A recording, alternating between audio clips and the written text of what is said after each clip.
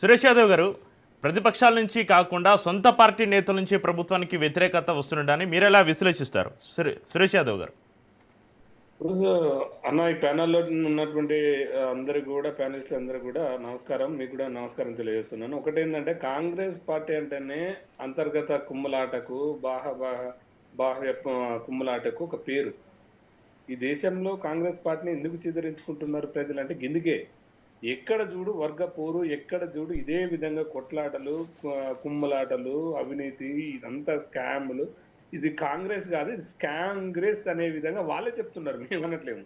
స్కాంగ్రెస్ అని వాళ్ళే చెప్తున్నారు.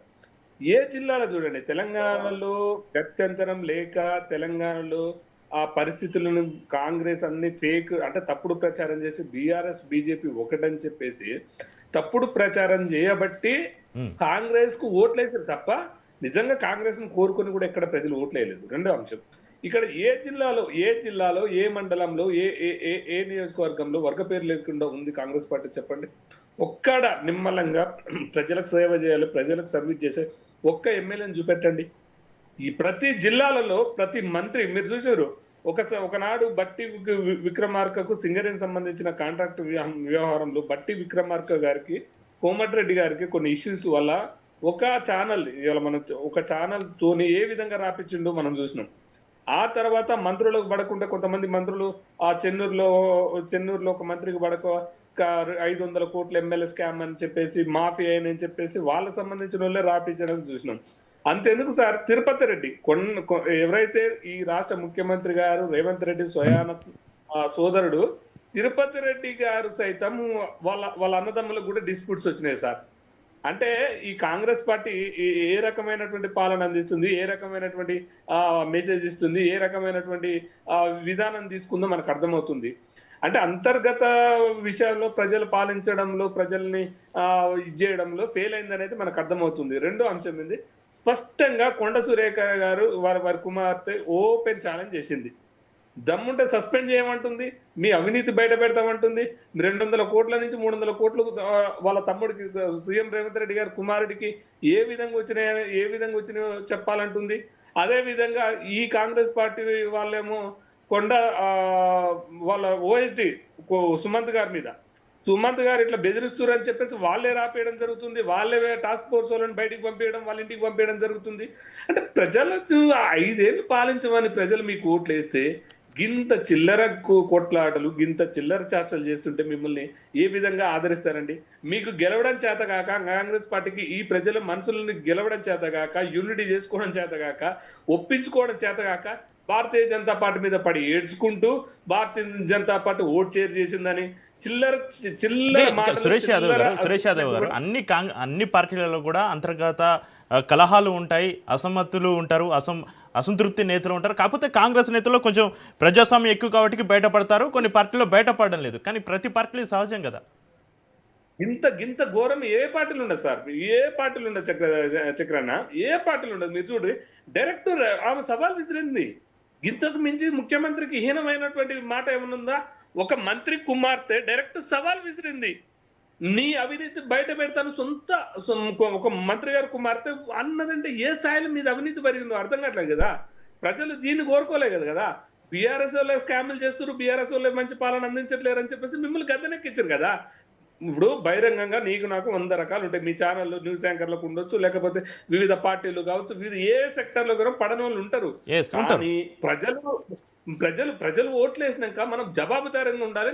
నీ గాంధీ నీ పార్టీ ఆఫీసులో కొట్లాట చేయండి, వద్దనం. లేకపోతే మీ గాంధీ భవన్ లో కొట్లాట చేసుకోండి, వద్దనం.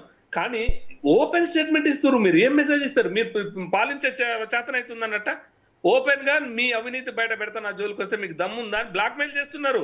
ఇంత చేతగానితనమేది కదా, ఇది ఫెయిల్యూర్ కదా. ఇట్లే కదా ప్రజలు కోరుకున్నది. ప్రజలు ఏమిటి కోరుకుంటారు? మాకు మంచి పాలన అందించండి, 5 ఏళ్ళు మాకు ఈ ప్రజాప్రతినిధులు అనే వాళ్ళని ఒక జీతగాళ్ళలాగా చూసి, ఒక సేవకులుగా చూసి ఒక 5 ఏళ్ళు ఓట్లేసారు 5 ఏళ్ల కోసం. కానీ ఓపెన్ గా మీ తమ్ముడు చేయట్లేడు అవినీతి, మేము చేస్తే తప్ప అని అంటే ఇంత దుర్మార్గమైన పార్టీ అన్న ఉంటుందా సార్? సురేష్ యాదవ్ గారు, ఇంతకుముందు మీరు విన్నారా? నిఖిల్ రావు గారు ఒక విషయాన్ని చెప్పారు. ఇక్కడ రాష్ట్రంలో పరిస్థితులు బాగాలేవు కాబట్టి విదేశీ పర్యటన అర్ధాంతరంగా ముగించుకొని హైదరాబాద్కు వస్తున్నారు, కానీ ఆ నెపాన్ని మాత్రం బీజేపీ మీద నెట్టారని. ఏమంటున్నాంటే చేతగాక ఆడలేక ఓడిపోతామంటున్న ప్రతిదీ బీజేపీ అండి సార్.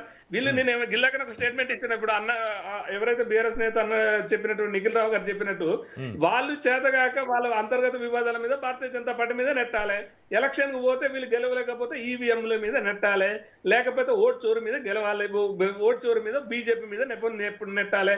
వీళ్ళ కుమ్మలాట్లా కూడా రేపు బీఆర్ఎస్ పుల్ల పెడుతున్నారు లేదు, ఇంకా రేపు మాపో బీఆర్ఎస్ లో బీజేపీ వాళ్ళ అల్లుల్లి పెడుతున్నారు, కావాలని క్రియేట్ చేస్తారు అంటారు చూడండి. ఇవాళ అంటే వీళ్ళు ఆడలేక ఓడిపోయి ఆ మధ్యలోనే ఓడిపోవడం కాంగ్రెస్ అలవాటు. ఇట్లాంటి చిల్లర చేష్టలు, చిల్లర విమర్శలు, చిల్లర విషయాలు చెప్పడంలో ఇప్పుడు మీరు చూడండి సార్, పిసిసి ప్రెసిడెంట్ 50 కోట్ల కొనడని వెంకటరెడ్డి గారు ఓపెన్ స్టేట్మెంట్ ఇచ్చినప్పుడు వెంకటరెడ్డి గారు అప్పుడే పిసిసి ప్రెసిడెంట్ అప్పుడే 50 కోట్ల కొనుకొచ్చుకుంటని చెప్పారు.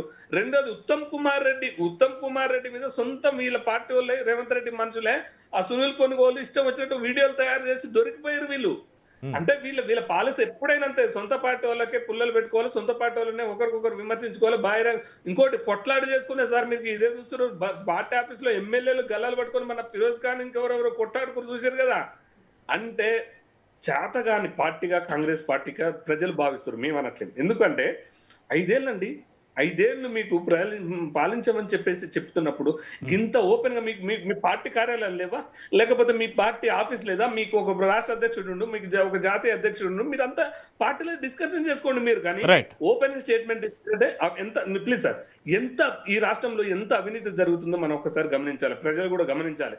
బహిరంగంగానే ముఖ్యమంత్రి గారి తమ్ముడి మీద ఒక మంత్రి బిడ్డ, ఒక కుమార్తె ఓపెన్ స్టేట్మెంట్ ఇచ్చింది, 200-300 కోట్ల స్కాములు జరుగుతున్నాయి, ఎట్లా బెదిరిస్తారు మీ అన్నదమ్ములు అని చెప్పేసి ఒక స్టేట్మెంట్ ఇచ్చింది. రెండోది ఏంటంటే డైరెక్ట్ తిరుపతి రెడ్డికి రాష్ట్ర ముఖ్యమంత్రి గారికి పడట్లేదు, వాళ్ళ పంపకాల గొడవలనే.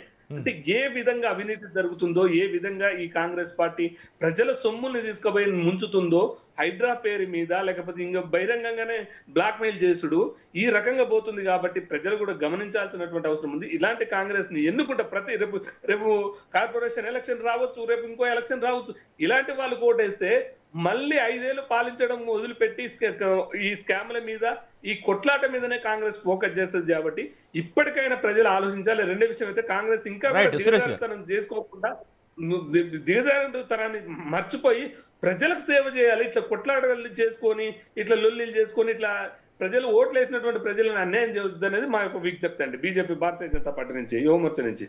రైట్.